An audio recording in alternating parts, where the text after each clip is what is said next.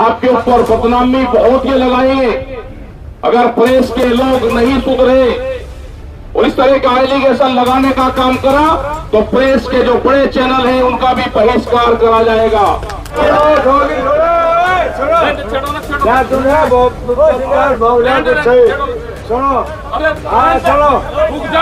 यहाँ से भाई कष्ट नहीं होगा था, यहाँ बिल्लू की मौत होगी, बाहर कोई बचा लिया। हमने कहा कि बेईमान ना करेंगे तो यही बनेंगे और ईमानदारी।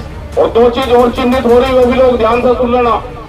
2 साल का टारगेट दिया है सरकार ने कि गांव में उन लोगों को चिन्हित करो जो आरएसएस की विचारधारा से सहमत नहीं है। भाई रुक जा, बात तेरी मान ली तो वे बात बता दी जो उनसे छुपा रखी थी। समझा? अरे रुक जा, अरे आपका रात को प्रोग्राम कर रखे जब चले गए सारे प्रोग्राम। भाई रात वाली टीम है यहाँ अंधेरे की, इन्हें दिखाई ना दे। हाँ, सभी किसानों नौजवान साथियों, अध्यक्ष जी की आज्ञा से और समस्त जो हमारे थांबेदार जो चौधरी बापा है उनका भी धन्यवाद, क्योंकि इनका बहुत बड़ा रोल जो खाप चौधरी हैं, जो थांबेदार हैं, मतलब मीटिंग छोटी हो बड़ी हो सब प्रोग्राम कर दे, समाज की पंचायतें कर दी, संगठन की मीटिंग कर दी। और ये नहीं, अब तो क्योंकि फाट बहुत लंबा हो गया तो सब जगह जाते हैं।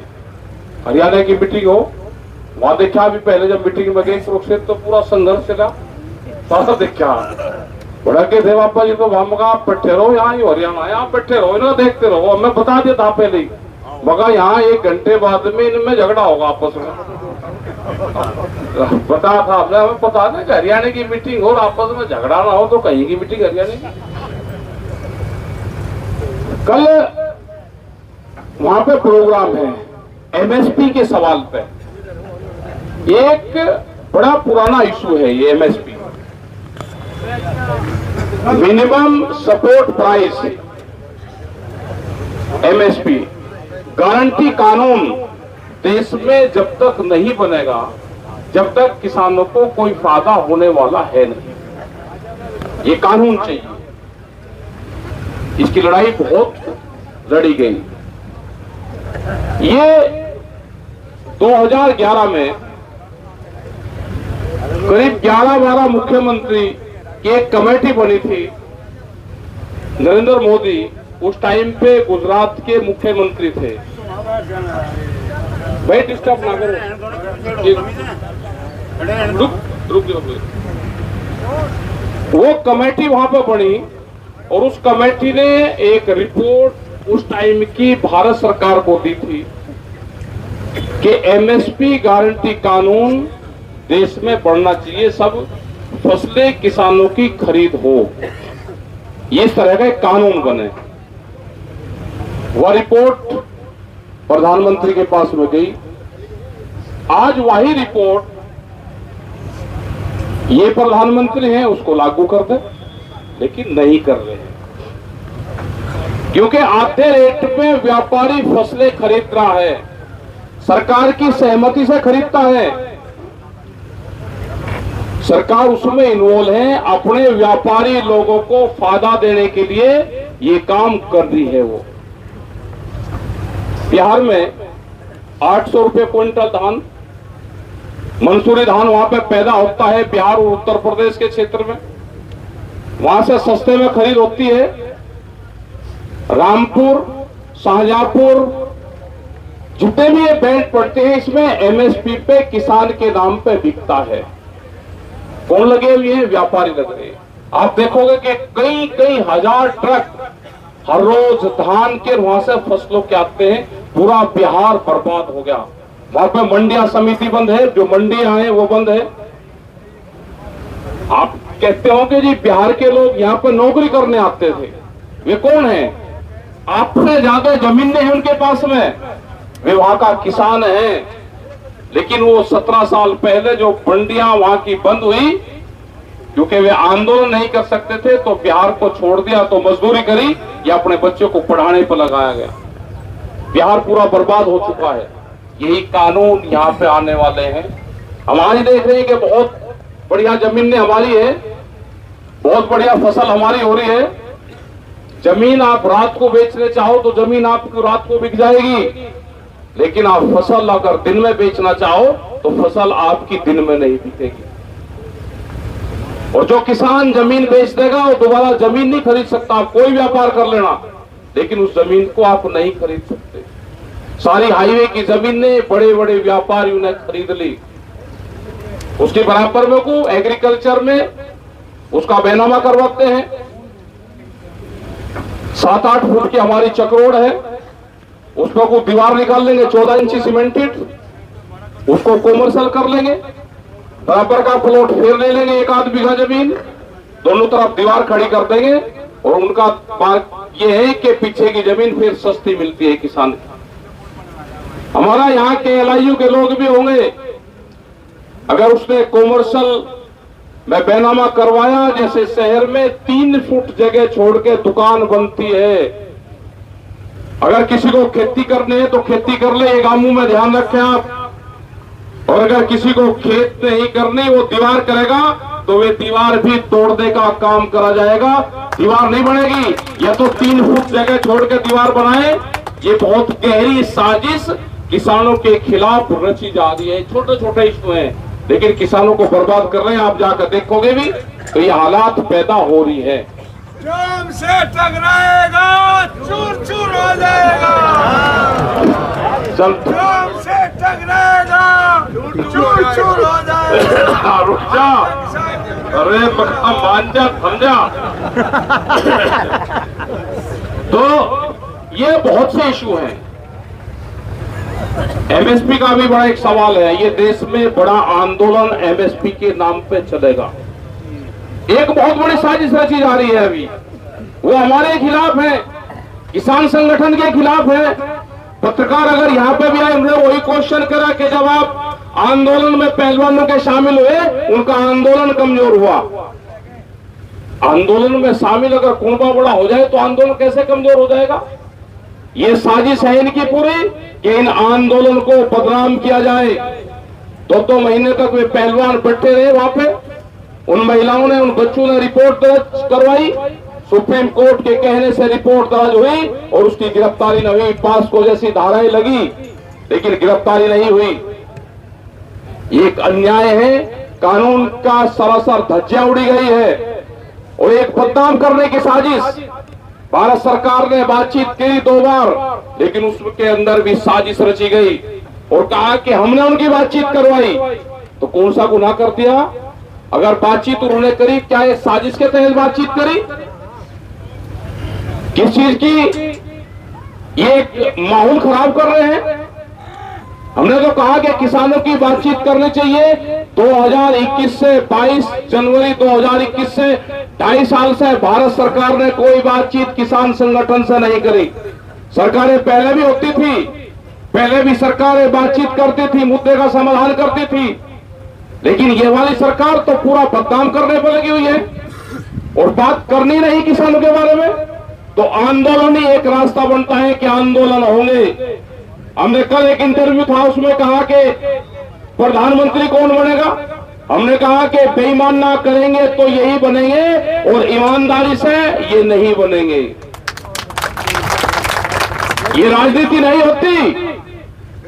लेकिन जो पॉलिटिकल आदमी है, उन्होंने भी हमको, जो विपक्ष के लोग हैं, उन्होंने भी बर्बाद करने का काम किया है। कोई आंदोलन में नहीं कर रहे। अकेले किसान आंदोलन करें, उन्हीं के पास में जाकर बैठे। आंदोलन करना चाहिए अगर विपक्ष में है, या तो सत्ता में बैठो। अगर विपक्ष में है तो वे आंदोलन करो, लाठियां खाओ, जेल में जाओ। चौधरी चरण सिंह जी या दूसरे जितने भी लीडर रहे, अटल बिहारी वाजपेयी जी, इमरजेंसी के टाइम में जितने लोग थे तो सारे जेलों में बंद थे। 18-18 महीने जेलों में रहे।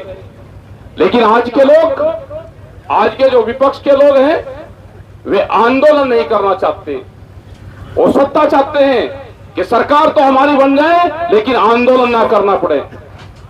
ये बर्बाद करेंगे, हमको भी करेंगे बर्बाद, और अपने आप भी डूबेंगे, हमको भी लेकर डूबेंगे।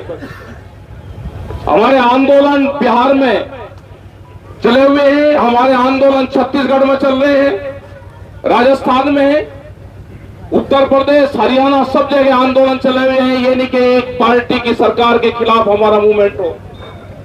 जो भी सरकारों के गलत फैसले होंगे वो मूवमेंट हमारा होगा, उसके खिलाफ होगा। अभी मैसेज आया, कुछ लोगों ने फोन पे बात करी राजस्थान में कि किसानों की जमीनें नीलाम करने का प्लान बना रहे हैं। वहां पे पहले भी हम गए थे, जिन किसानों की जमीन नीलाम हुई उनको कैंसिल करवाया, वो जमीन उनको वापसी दिलवाई। कोई भी सरकार गलतफहमी मत रहे कि किसी किसान की क्रेडिट कार्ड में जमीन नीलाम होगी। किसी किसान की भी जमीन नीलाम नहीं होगी, वो चाहे उत्तर प्रदेश हो, वो राजस्थान हो, वो पंजाब और हरियाणा, कहीं पे भी हो, ये किसान संगठन लड़ाई लड़ेगा उस किसान की। घबराने की जरूरत नहीं है, ये लड़ाई आपको संघर्ष करना पड़ेगा, मजबूती के साथ में आंदोलन करने पड़ेंगे। आपके ऊपर बदनामी बहुत ये लगाएंगे अगर प्रेस के लोग नहीं सुधरे और इस तरह का एलिगेशन लगाने का काम करा तो प्रेस के जो बड़े चैनल हैं उनका भी बहिष्कार करा जाएगा। क्यों देखते हैं हम सीरियल?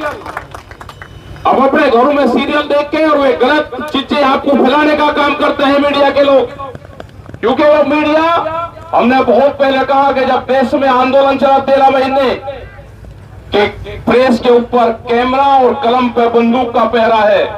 29 चैनल एक बड़े लोग ने खरीद लिया, अडानी ने 29 चैनल को खरीद लिया गया।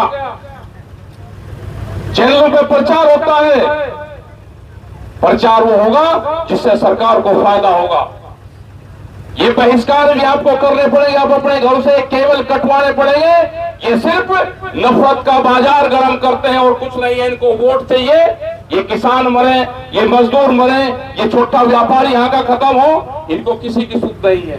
आदेश करो सड़कों ने भी पीछे। हाँ करेंगे, तो ये आंदोलन आपको करने पड़ेंगे। ये एआईयू के लोग यहाँ पे होंगे, ये बता दें, ये नफरत फैलाने का काम बंद करें। हमने देखा कि कल पत्रकार एक मोमडन, एक मुसलमान को डिबेट में बैठाया, ये एक साजिश रची जा रही है। क्या जाने की जरूरत है इन लोगों को? वहां पे उनके साथ में बदतमीजी करी, मारपीट वहां पे करी गई। तो ये साजिश रची जा रही है कि हम न्यूसेंस फैलावे, उनकी बेइज्जती वहां पे करें,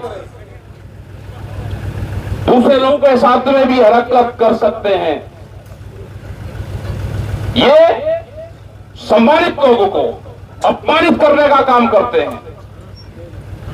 दूसरे विभाग आप देख लो, बिजली का हालात देख लो, ट्रांसफार्मर फूका तो देंगे नहीं। मुख्यमंत्री ने कहा और इनके घोषणा पत्र में है कि 5 साल अगर हमारी सरकार आएगी तो बिजली फ्री दी जाएगी। मुख्यमंत्री ने कहा कि 1 साल फ्री बिजली दी जाएगी। ये मीटर कहां से आ गया? ये आंदोलन चलाना पड़ेगा, मीटर के आंदोलन चलाने पड़ेंगे। 13 तारीख की यहाँ पे मीटिंग रखी है। इसके बाद में आपका हरिद्वार का शिविर है 16, 17, 18 का। उसके बाद में बड़े आंदोलन बिजली के खिलाफ भी आपको चलाने पड़ेंगे, धरने चलाने पड़ेंगे आपको, क्योंकि आंदोलन बिजली के खिलाफ अभी हुआ नहीं। बड़े आंदोलन आपको चलाने पड़ेंगे। गन्ना भुगतान, प्रदेश के मुख्यमंत्री ने आज ही कहा कि 7 दिन में गन्ना भुगतान हम करवा देते हैं। पहले गन्ना भुगतान होता नहीं था। मतलब यह तो आंकड़े गलत है, या जो अधिकारी उनको पर्चा देता है वो गलत है। जो अधिकारी प्रदेश के मुख्यमंत्री को झूठे आंकड़े दे देता हो, वे कुछ भी कर सकते हैं। क्या उनको शर्म नहीं लगेगी? क्या आप झूठी बातें, आप इनसे मुख्यमंत्री से कुंवारे हो? किसका 7 दिन में भुगतान हो गया? पूरा शामली क्षेत्र का तिन्नू शुगर फैक्ट्री का भुगतान बाकी है, बजाज की शुगर फैक्ट्री के भुगतान बाकी है, मोदी वाली फैक्ट्री के भुगतान बाकी है। लेकिन मुख्यमंत्री कह रहे कि नहीं भुगतान हो गया, 7 दिन में हो गया। एक वाई लूटने का काम करा जा रहा है। तो ये सब चीजें आपको समझनी पड़ेगी। आंदोलन का रास्ता तैयार करना पड़ेगा, शांतिपूर्ण तरीके के आंदोलन आपको करने पड़ेंगे। अपने गांव गांव संगठन बनाओ, बड़ी मीटिंग करने की जरूरत है। 1-2 घंटे की गर्मी हो रही है तो ये जिस टाइम की जो मीटिंग होती है, ये मीटिंग भी आप करें। जैसे साउथ में मीटिंग होती है भाजू में, और उत्तर प्रदेश में ये पहली मीटिंग शुरू हुई है जो हमने शाम की मीटिंग का ट्रायल लिया है। ये हमारा सक्सेसफुल है। लेकिन रात को भी मीटिंगें होती है, रात को भी मीटिंग होती है। रात की मीटिंग 10 बजे तक पब्लिक मीटिंग चले और 10 बजे के बाद में आप रागनी का प्रोग्राम चलते हैं। ये साउथ में इस तरह के कल्चर प्रोग्राम चले, क्योंकि वहां पे गर्मी ज्यादा होती है। ये ट्रायल भी गर्मी हमको सब जगह करनी पड़ेगी। हमको जिलेवाई जाके मीटिंगें करनी पड़ेगी। अधिकारी भी बेलगाम हो रहे हैं, क्योंकि उनके ऊपर शिकंजा है। वे काम नहीं करना चाहते, क्योंकि सरकारें उनको प्रेशर बनाती है कि आप कोई काम इनका नहीं करोगे। और दो चीज और चिन्हित हो रही, वो भी लोग ध्यान से सुन लेना। 2 साल का टारगेट दिया है सरकार ने कि गांव में उन लोगों को चिन्हित करो जो आरएसएस की विचारधारा से सहमत नहीं है। उनको अलग करा जाएगा। जो उनकी विचारधारा से सहमत नहीं है, उनके बच्चों की नौकरी नहीं लगे, ये उनका टारगेट है। उनको समाज से अलग करा जाए, ये टारगेट है। और खासकर जो ये बेल्ट है, इसमें कहा कि ये जो बेल्ट है ये हिंदू नहीं बनना चाहती, ना ये हिंदू बनेगी, इनको आप छोड़ दो। तो आपके खिलाफ बहुत खराब प्रचार अब चलेगा। दूसरी चीज और, जितने भी गांवों में मंदिर हैं आपके, ये ध्यान से सुन लेना, उनके अपने ट्रस्ट बनवा लो। बीजेपी के लोग उन सब मंदिरों पे कब्जे करेंगे, ट्रस्ट बना कर उन मंदिरों पे कब्जे करेंगे। अपने गांव के मंदिरों की कमेटियां बनाओ, अपने कब्जे में रखो। उनका पूरा टारगेट है कि गांव के जो मंदिर हैं उन पर ट्रस्ट बनवा के और संचालन भाई उन्हीं का, बहुत नाम से उनके संगठन आ रहे हैं। एक दो आदमी होंगे, उन्हीं पे कब्जा करने का काम करेंगे, क्योंकि उनका पूरा टारगेट यही है। अपने समिति बनवा के उन मंदिरों पे भी रखो, क्योंकि मंदिर भी हमारे हैं। तो आप सब लोगों ने बात सुनी। ये कट का जहां तक मामला है, यहाँ के पीडी से हमारी बातचीत हुई थी। उन्होंने कहा कि इसकी पैरवाई दिल्ली में करो। हमने कहा कि हमारी दिल्ली बाजू में है, हमारी दिल्ली में नहीं है। 2 ही रास्ते आपके पास में है, या तो फोर्स लगा के यहाँ पे पीएससी और पुलिस के बल से इसका काम शुरू करवा दो, और उस टाइम पे फिर देख लेंगे कि यहाँ पे काम होता है। यहाँ पे काम नहीं होगा, कोई ठेकेदार हो, कोई पुलिस प्रशासन का लोग हो, कोई अधिकारी हो, कोई पीडब्ल्यूडी के लोग हैं, एनएचआई के लोग हैं, जब तक यहाँ पे कट पक्का नहीं बनेगा, इसके बाद में यहाँ पे कोई काम नहीं होगा। उनको ट्रायल लेना है, वे ले सकते हैं, बिल्कुल खुली छूट है। लेकिन अभी 4-5 महीने यहाँ पे मीटिंग तो करते रहेंगे, हर 2 महीने में, 3 महीने में, 1 महीने में। ये जो भी होगा, ये अक्टूबर के बाद में यहाँ पे संघर्ष होगा, एक झटका लगेगा। वो पैर ये लगेगा, वो तोड़ना पड़ेगा, बस हो जाएगा। यहाँ मौत भी होगी चौधरी साहब।